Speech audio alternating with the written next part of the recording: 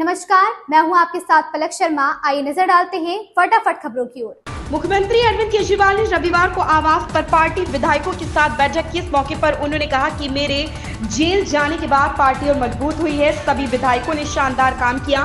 दिल्ली के लोगों को बिजली, पानी, दवाई मिलने में कोई दिक्कत नहीं हुई। बैठक के दौरान सांसद संजय सिंह सहित सभी विधायकों ने संकल्प लेते हुए कहा कि हम एक सब परिवार हैं, हम ना टूटेंगे ना झुकेंगे, आप कई गुना ज्यादा ऊर्जा के साथ काम करेंगे।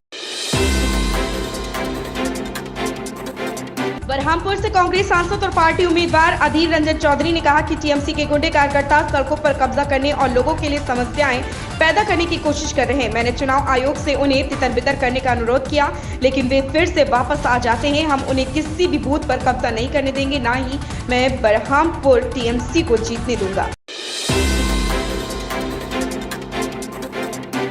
बिहार के सारण में चुनावी सभा को संबोधित करते हुए प्रधानमंत्री नरेंद्र मोदी ने कहा कि यह चुनाव विकसित भारत के संकल्प का चुनाव है। आज दुनिया में भारत की साख भी है और भारत की धाक भी है। भारत का रुतबा बढ़ाने के लिए यह चुनाव है। यह चुनाव देश की साख, धाक और रुतबा बढ़ाने के लिए। उन्होंने कहा कि आपने मुझे एक जिम्मेदारी दी है और उससे मैं पूरी ईमानदारी से निभा रहा हूँ।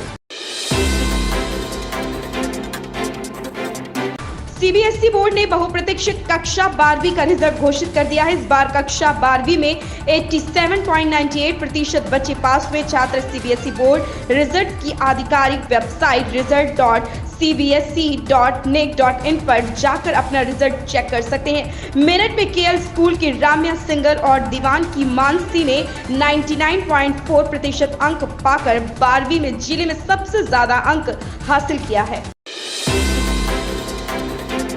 हैदराबाद लोकसभा क्षेत्र से भाजपा उम्मीदवार माधवी लता का एक वीडियो सामने आया, जिसमें वह मतदान केंद्र के अंदर मुस्लिम महिलाओं से बुर्का हटाने की बात कह रही। हैदराबाद लोकसभा सीट से चुनाव लड़ रही भाजपा की प्रत्याशी माधवी लता पर एफआईआर दर्ज हुई है। बताया जा रहा है कि मलकपेट पुलिस स्टेशन में यह केस दर्ज किया गया है। दिल्ली के मुख्यमंत्री अरविंद केजरीवाल को एक और राहत मिली। दिल्ली हाईकोर्ट के बाद अब सुप्रीम कोर्ट ने भी केजरीवाल को मुख्यमंत्री पद से हटाने की मांग को लेकर दायर याचिका खारिज कर दी। शीर्ष अदालत का कहना है कि उनके पास केजरीवाल से सीएम पद से हटने के लिए पूछने का कोई कानूनी अधिकार नहीं है। अफजाल की सजा को लेकर आज सुनवाई टल गई है। सपा प्रत्याशी अफजाल अंसारी और उनकी बेटी नुसरत अंसारी कलेक्ट्रेट पहुंचकर नामांकन कर दिया है। प्रस्तावकों के साथ अफजाल अंसारी की बेटी नुसरत अंसारी पहले नामांकन करने पहुंची। इसके बाद अफजाल अंसारी अपने प्रस्तावकों के साथ नामांकन करने पहुंचे। गाजीपुर लोकसभा सीट पर इस बार रोचक चुनाव होगा। देश के पूर्वी, मध्य और दक्षिण भाग में मौसम का मिजाज एक बार फिर बिगड़ गया है। पश्चिम बंगाल के उप हिमालयी क्षेत्रों, बिहार, झारखंड, पश्चिम मध्य प्रदेश समेत आंतरिक कर्नाटक और तमिलनाडु तक में पिछले 24 घंटे के दौरान अलग अलग स्थानों पर भारी वर्षा हुई। कई जगहों पर आंधी और तूफान का असर देखा गया। मौसम विभाग ने कहा कि इन राज्यों के अधिकतर इलाकों में अभी 16 मई तक ऐसा ही मौसम बने रहने का अनुमान है।